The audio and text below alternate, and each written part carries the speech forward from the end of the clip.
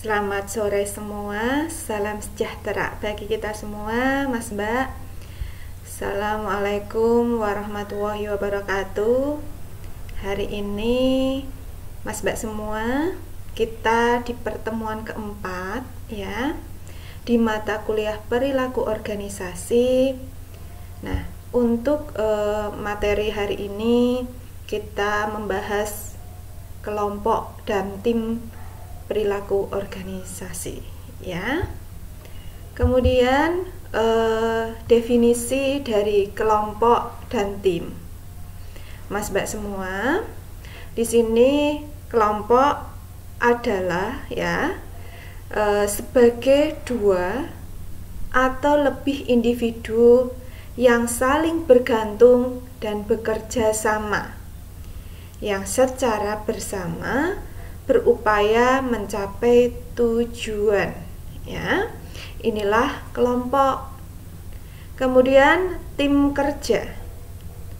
Tim kerja merupakan ya kelompok yang upaya-upaya individunya menghasilkan suatu kinerja yang lebih besar daripada jumlah masukan individual tersebut. Nah, Mas Mbak semua, pastinya Anda dari kelompok dan tim kerja di sini ya, ini mempunyai definisi yang berbeda-beda ya. Dimana pastinya untuk kelompok sering kita sebut juga grup seperti itu ya. Itu merupakan pastinya dua atau lebih individu, namanya saja kelompok ya, pastinya lebih dari satu. Nah, satu individu artinya terdiri dari lebih dari satu individu. Kemudian dan juga itu kaitannya nanti bekerja sama yang pastinya mencapai tujuan ya.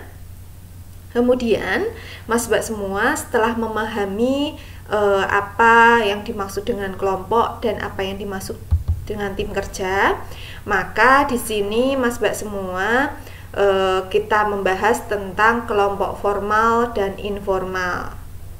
Kelompok formal ya, kelompok yang dibangun selaku akibat dari pola struktur organisasi dan pembagian kerja. Contohnya, pengelompokan kegiatan-kegiatan pekerjaan yang relatif serupa ke dalam suatu kelompok. Kelompok formal tercipta untuk mencapai tujuan organisasi. Kelompok ini sangat memperhatikan aspek kegiatan kerja yang terorganisasi ya, terorganisasi pastinya. Di dalam kelompok formal, Mas Mbak semua, di sini pastinya kegiatannya itu relatif serupa dalam satu kelompok. Kemudian di mana di sini juga ada kelompok perintah. Kelompok perintah itu ditentukan oleh bagan organisasi dan terdiri atas para bawahan yang melaporkan langsung pada penyelia. Hubungan otoritas yang ada antara manajer sebuah departemen dengan para penyelianya, atau antara perawat senior dengan bawahan-bawahannya adalah contoh-contoh sebuah kelompok perintah. Jadi di dalam kelompok perintah ini Mas Mbak semua ya, di dalam pembagian kerja, di dalam memerintahkannya itu pastinya dilihat dari bagan organisasinya. Nah, di mana pastinya atasan itu akan merintah ke bawahannya seperti itu ya. Kemudian ada kelompok tugas. Sebuah kelompok tugas terdiri atas karyawan-karyawan yang bekerja sama untuk menyelesaikan sebuah tugas atau proyek tertentu. Sebagai contoh, tugas yang harus dikerjakan para petugas sebuah perusahaan asuransi ketika sebuah klaim diajukan adalah tugas bersama. Tugas ini menciptakan situasi di mana beberapa petugas itu harus saling berkomunikasi dan berkoordinasi dengan yang lain agar klaim tersebut dapat ditangani dengan baik. Nah, Mas Mbak semua, di dalam kelompok tugas ini pastinya di sini itu tadi adanya ya tugas yang harus dikerjakan, di mana di dalam tugas ini tadi sesuai dengan yaitu dikoordinir ya, dikoordinir. Jadi karena kelompok tugasnya itu pastinya nanti bersama ya, pastinya harus adanya komunikasi seperti itu ya. Nah, kemudian yang kedua adalah kelompok informal. Kelompok informal pembentukannya lebih didasarkan pada hubungan dan persetujuan informal di antara para anggota kelompok ketimbang hubungan peran yang telah ditentukan manajemen.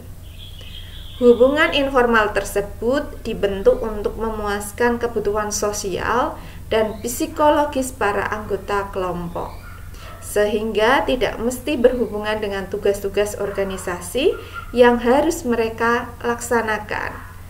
Kemudian di sini kelompok minat ya. Individu-individu yang bukan merupakan anggota kelompok perintah, tugas, dan tim yang sama mungkin saja memiliki sebuah sasaran bersama. Contoh kelompok minat adalah karyawan yang berkumpul untuk menghadapi pihak manajemen guna mendapatkan tunjangan yang lebih baik, dan para pramusaji yang bergabung untuk mendapatkan tips tambahan. Mas Mbak semua, perhatikan bahwa sasaran kelompok tersebut tidak terkait dengan sasaran organisasi, tapi sangat berhubungan dengan kelompok yang bersangkutan. Kemudian kelompok pertemanan. Nah, ini Mas Mbak semua, banyak kelompok terbentuk karena para anggotanya itu memiliki suatu kesamaan ya. Nah, kelompok informal itu juga di sini, misalnya usia, kepercayaan politik, atau latar belakang etnis. Kelompok pertemanan itu mengembangkan interaksi, komunikasi mereka hingga ke aktivitas di luar pekerjaan. Misalnya, orang yang memiliki hobi yang sama, suka bermain badminton, sepak bola, tenis, renang ya, ini bergabung menjadi teman persahabatan. Inilah juga bisa dikatakan di dalam kelompok informal itu juga di kelompok pertemanan ya.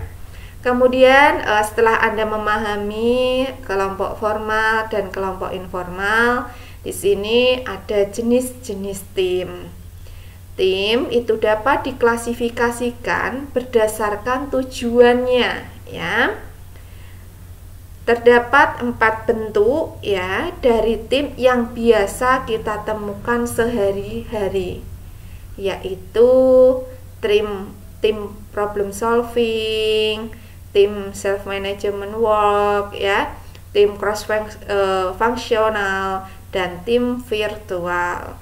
Jenis-jenis tim ini nanti Mas Mbak semua pastinya akan kita bahas satu persatu. Yang pertama adalah tim problem solving. Dalam tim jenis ini, para anggota saling berbagi gagasan dan menawarkan saran seputar proses dan metode kerja, seperti apa yang perlu dilakukan agar produktivitas dapat ditingkatkan. Ini merupakan tim kerja terdiri atas gabungan 8 hingga 10 pekerja dan supervisor yang saling berbagi gagasan wilayah, kewenangan, dan bertemu secara teratur guna mendiskusikan masalah kualitas ya, kualitas pekerjaan mereka, menyelidiki sebab-sebab masalah, dan merekomendasikan penyelesaian. Tim problem solving ini pastinya ya Mas Mbak semua, Anda mengetahui bahwa di mana anggota atau tim kerja itu ya gabungan dari 8 hingga 10 pekerja. Kemudian yang kedua adalah tim self managed work ya. Di mana tim problem solving sudah ada di jalur yang benar.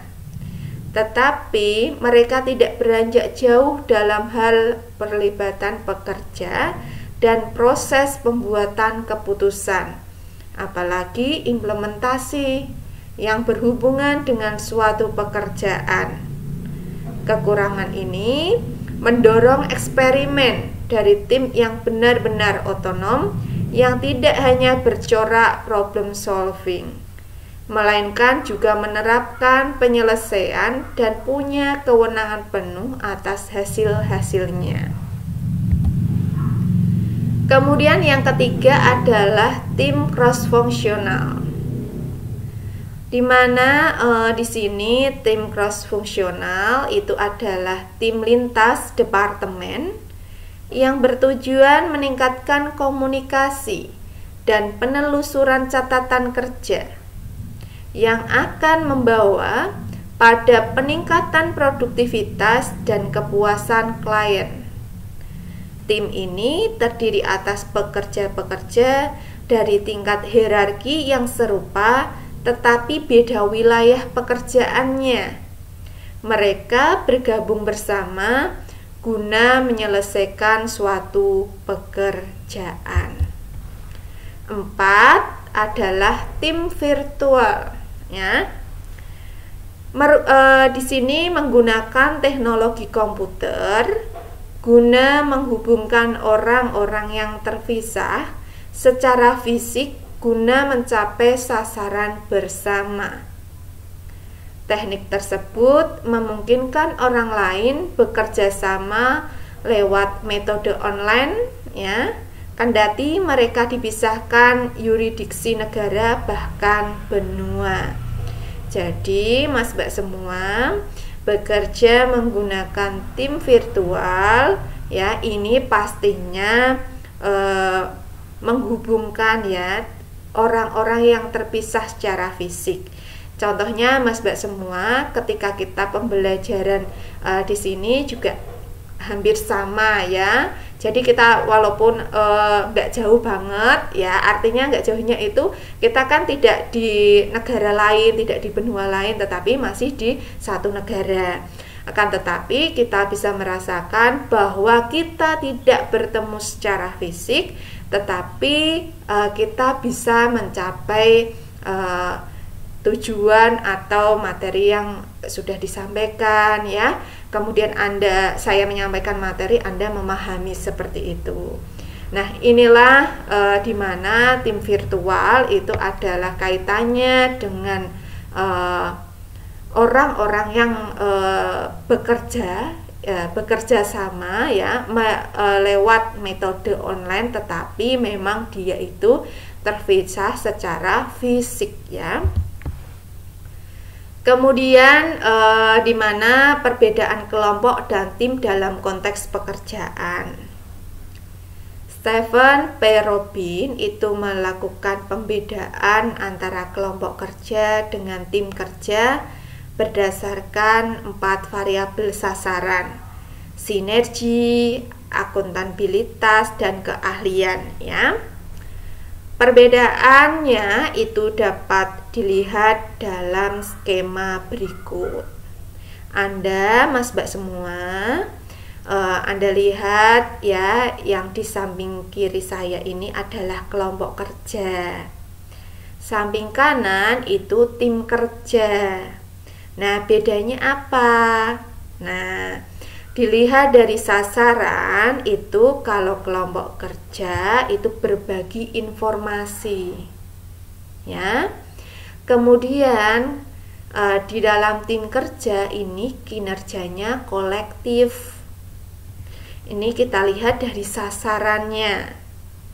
Kemudian dilihat dari sinerginya. Kalau untuk kelompok kerja itu netral, kadang negatif. Dilihat dari tim kerja ya, Kita lihat dari segi sinerginya itu positif. Kemudian untuk akuntabilitasnya, di kelompok kerja itu individual, ya. Sedangkan di tim kerja itu individual dan saling melengkapi. Kemudian untuk keahlian, ya, itu untuk kelompok kerja acak dan jarang. Kemudian untuk tim kerja itu saling mengganti. Nah, Mas Mbak semua, dari sasaran, ya, dari variabel keempat ini adanya sasaran, kemudian sinergi, akuntabilitas, kemudian keahlian. Mas Mbak semua bisa membedakan kelompok kerja dan tim kerja seperti itu, ya.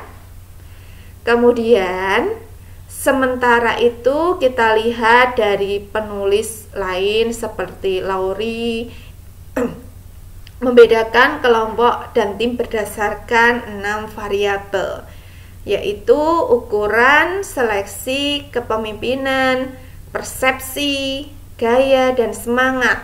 Maka taksonomi beda lengkapnya itu Anda bisa melihat pembedanya. Kita lihat yang pertama dari variabel ukurannya, ya, ukuran. Kita lihat untuk tim itu terbatas, kemudian di kelompok itu medium dan besar.